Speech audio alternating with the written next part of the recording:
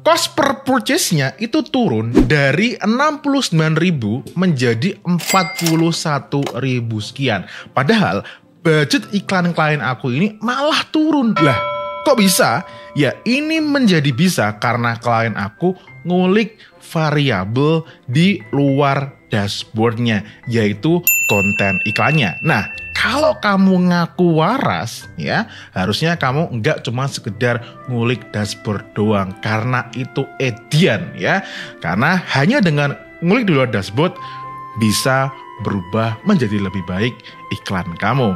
Itu yang akan kita bahas di Bredel Dashboard kali ini, dan silahkan simak sampai akhir video ini supaya ilmunya juga bisa langsung kamu praktekkan. Let's go!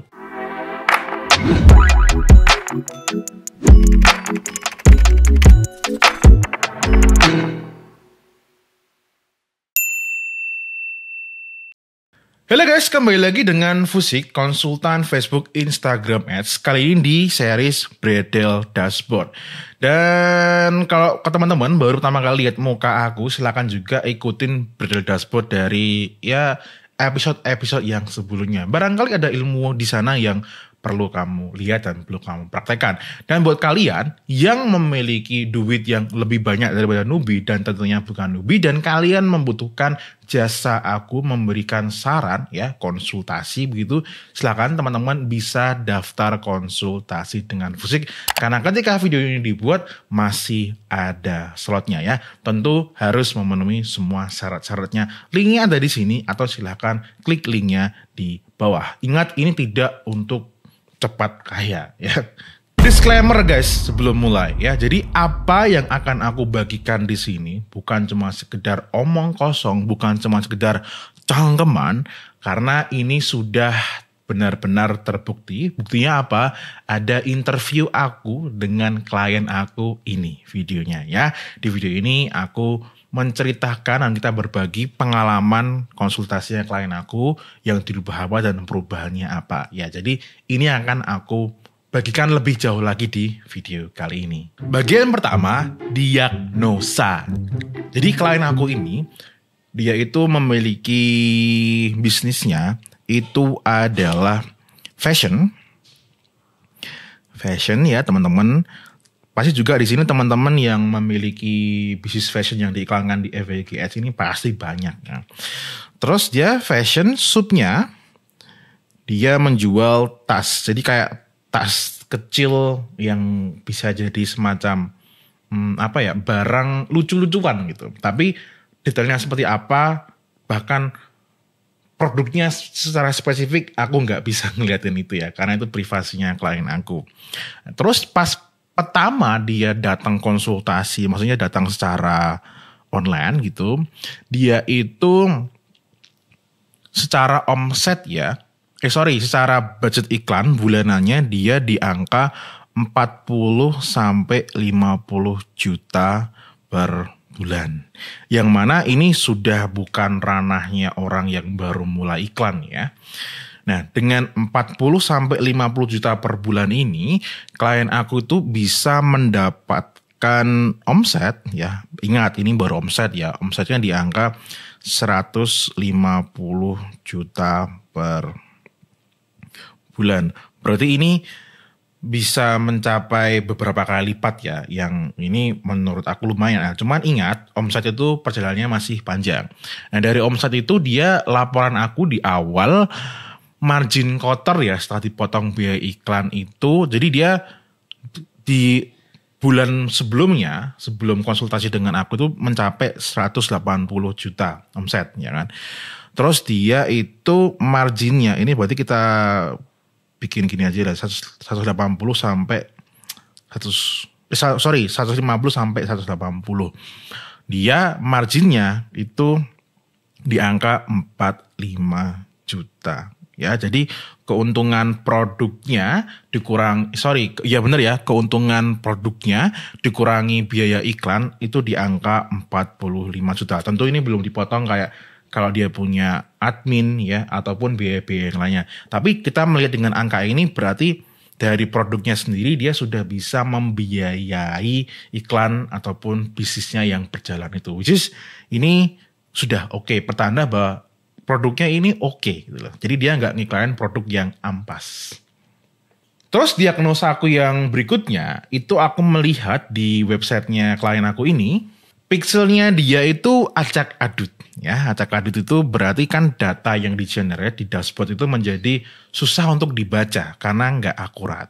Nah, kalau teman-teman memiliki website yang sudah full, lah kebetulan klien aku ini juga menggunakan Perdue yang sudah full lengkap yang harganya di 300-an ribuan kalau nggak salah per bulan. Ya, jadi pixelnya teman-teman nanti urutin aja kayak gini ya.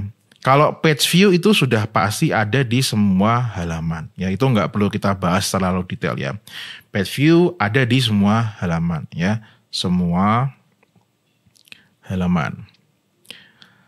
Lalu teman-teman yang jadi penting nanti adalah ketika sudah mulai masuk ke suatu halaman produk ya. Katakanlah ini produkmu, ada deskripsi gitu. Nah, di sini teman-teman itu pastikan nanti sudah ada pixel namanya adalah view konten ya, dan di view konten ini biasanya nanti kalau kalian lihat di pojok kanan atas itu nanti ada kayak semacam deskripsi barangnya sama harganya begitu.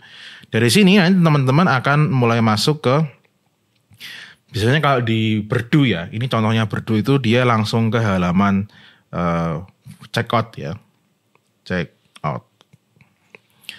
Nah, cuman kan di sela-sela si checkout ini, bukan sela-sela ya, perantara checkout ini ada yang namanya di sini apa teman-teman? Itu cart ya. Nah, jadi nanti teman-teman view konten, terus ketika mencet tombol di sini itu cart atau itu cart di halaman itu cartnya itu juga bisa. Terus ketika di sini checkout. Nah, cuman kalau di Perdue itu ya, kalau yang pakai Perdue ya, checkout di sini dia nggak bisa maksudnya di halaman checkout di sini dia nggak bisa dikasih pixel ya. Jadi dia kalau Perdue checkoutnya itu di tombol checkoutnya begitu. Setelah di sini teman-teman itu nanti dia akan pindah ya. Kalau dia belum bayar dia akan masuk ke namanya adalah add payment info ya, kita singkat aja menjadi API. Ya sebenarnya aku udah sering bahas ini tapi nggak apa-apa lah ya. Add payment info. Nah, kalau dia sudah sukses bayar, itu akan menjadi purchase ya. Jadi kalau yang orang-orang yang bayarnya pakai manual, maka di sini lalu dia akan mampir dulu ke suatu halaman ini untuk apa? Konfirmasi ya kan, konfirmasi. Terus dia baru akan masuk ke purchase.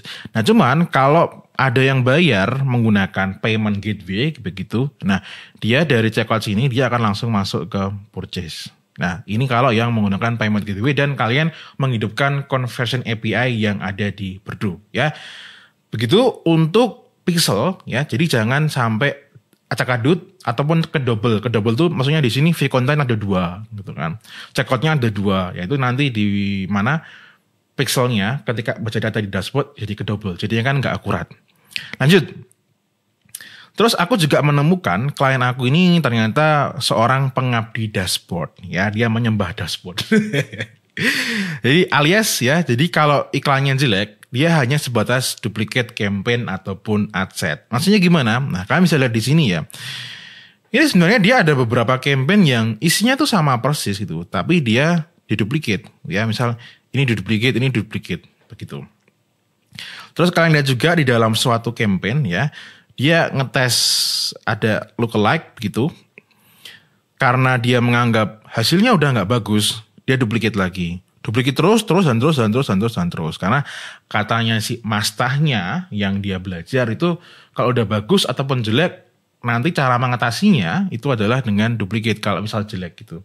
Padahal penyakitnya bukan di situ kan. Nah ya, jadi kalau teman-teman masih menggunakan pola pikir seperti itu, ya segera tobat aja karena duit kamu malah nanti habis untuk si Mark Zuckerberg. Padahal yang seharusnya diperbaiki itu kan penyakitnya. Harusnya yang bukan diperbaiki ya, disembuhkan. Ya misal ini jelek, berarti kan mungkin konten iklannya, penawarannya, atau mungkin produknya. Terus ya diagnosa yang keempat itu adalah konten iklan yang belum sesuai dengan target market. Nah, cuman di sini aku nggak bisa nunjukin produknya dia, sekali lagi ya mohon maaf. Ini sebagai gambaran aja. Misal dia kayak gini, konten iklannya gitu kan. Ternyata dia itu sebenarnya ya target marketnya tuh kurang cocok dengan tampilan yang seperti itu gitu ya. Jadi ini katakanlah konten iklan seperti ini, ternyata ketika diiklankan responnya itu nggak terlalu bagus. Begitu. Nah, saran-sarannya apa? Ya, saran-sarannya itu akan kita lanjutkan di bagian yang berikutnya. Sarannya itu adalah yang pertama. Jadi, aku menyarankan untuk bikin campaign conversion baru yang lebih simple. Dengan tujuan apa? Tujuan utamanya adalah untuk testing konten iklan. Karena pada bagian yang pertama, ya, itu memang yang paling urgent adalah konten iklannya. Ya, jadi itu yang selesaiin dulu. Nah, ini teman-teman di sini udah bisa lihat ya. Jadi ini aku tadi bikin semacam kayak contoh campaign aja. Jadi teman-teman nanti bikin campaign yang isinya adalah adset brut seperti ini ya. Bisa lihat ya. Adsetnya brut kosongan. Terus umurnya silahkan semua di adset ini sama. Yang beda adalah konten iklannya. Ya, teman-teman bisa lihat juga di depan ini ada ad 2, ad 1, ad 3 ya. Jadi tak tambahin juga, ini budgetnya ada di dalam, ya, di dalam budget, kok kebalik-balik ya, nggak apa-apa ya, maksudnya budgetnya ada di dalam. Kalau di sini contohnya 100.000. Nah, dengan kayak gini, maka nanti ya Meta akan mengalokasikan budgetnya secara proporsional, secara seimbang. Terus nanti outputnya adalah kita akan bisa melihat konten iklan mana yang menurut iklannya sendiri itu, ya, itu yang paling menarik, ya. Jadi nanti kedepannya misal setelah 7 hari kok ternyata konten iklan yang satu nih, yang ini ya, kok nggak bagus, ya bisa kamu matikan. Ya, karena kamu menggunakan model yang seperti ini. Ingat ya, adsetnya itu sama persis, isinya brut, audiensnya kosongan, umurnya juga sama persis ya. Gendernya juga sama persis ya. Yang beda hanya di bagian konten iklannya. Itu yang harus diingat-ingat ya. Jangan tanya lagi. Nah, terus kan setelah bikin adset tentunya harus ada di dalamnya konten iklan. Nah, konten iklannya yang aku bicarakan itu seperti ini ya guys ya. Ini sebagai contoh aja, sekali lagi ini bukan representasi dari produknya yang real. Katakanlah ya. Bukan katakanlah ya. Jadi klien aku itu awalnya menggunakan model yang mukanya tuh unyu-unyu gitu kan.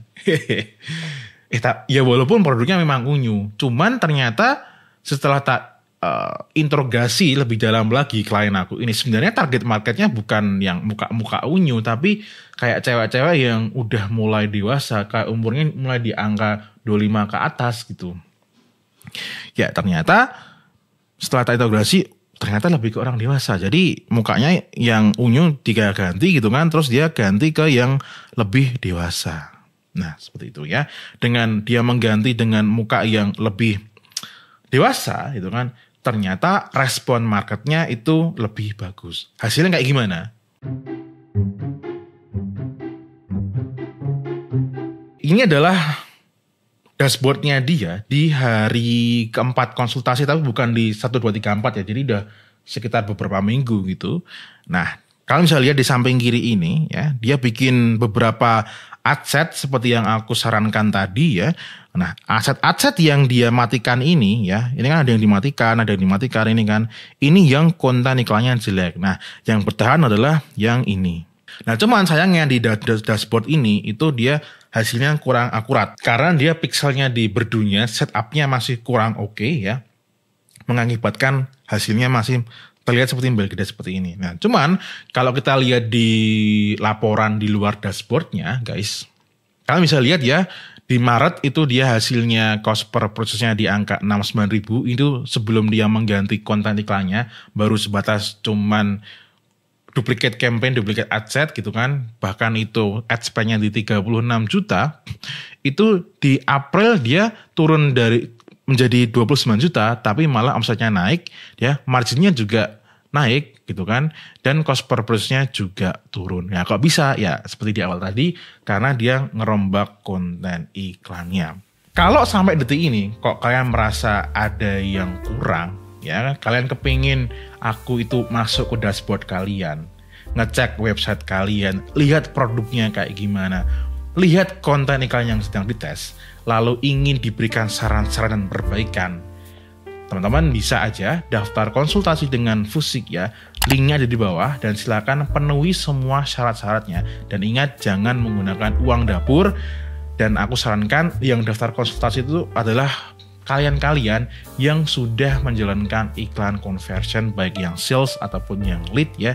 Jadi sudah minimal kayak sebulan lebih, malah lebih bagus ya. Karena ini konsultasi, bukan belajar dari awal ya. Begitu, dan ini bukan program cepat kaya. Oke, gitu aja di Bredel Dashboard kali ini ya. Semoga apa yang aku sampaikan ya, insight dari klien aku ini, bukan dari klien, maksudnya insight aku melayani klien aku ini ya, bisa memberikan apa ya, wawasan baru buat kalian dan bisa kalian praktekkan ya. Dan ingat ya, kalian itu orang yang gila kalau kalian cuman hobinya ngulik dashboard doang tapi berharap ada perubahan yang signifikan. Wes kuwi fix edian. Iklane kok dukun, Bill Gates hobi ini meng buang-buang duit. Gitu aja, as always, may we always live in prosperity. Salam waras.